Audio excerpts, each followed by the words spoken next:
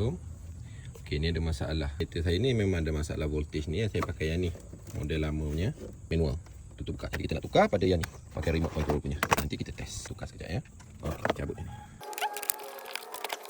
Kita pasang dekat negatif ya. Bukan pasang dekat positif. Ini ni. Oops. Ni pasang ni. Okey. Kita just dudukan macam mana kita nak. Kita pasang dulu. Ni saya tak letakkan lagi. Tengok, kalau betul lepas tak. Macam ni tak lepas. Duduk di sini. Kalau flip nanti display tak nampak. Saya try pasang dulu ni. Okey. Kita tekan rock. Okey. Okey. Kena ada sepanah 13, kena sepanah 12. Kita letak yang tu. Yang ni kita kena bubur dekat live. Sepanah 10 saya tak bawa. Kita pasang kat sini. Okey, hidup. Jadi sepatutnya kita bubur sebelah. Okey. Kita buka yang ni. Longgarkan sikit.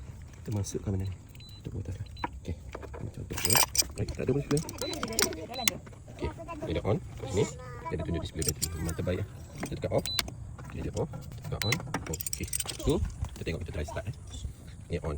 Kita ada remote ni. Okey. Off. On. Terbaik lah. Jadi bonet kita boleh tutup terus. Kita boleh off on. Kita boleh tengok sini. Kita buka switch. Tu on kan. Jadi kita off. Jadi tak ada isu lah. Bateri kong. Bila kita off macam ni. Okey, kita on. Terbaik. Memang terbaik kan. Memang alat ni terbaik. Kita engine baru boleh off. Jadi kita matikan enjin, baru boleh off. Terbaik. Untuk pembelian boleh tekan button di bawah. Jangan lupa komen, like, share serta follow. Terima kasih kerana support. Assalamualaikum.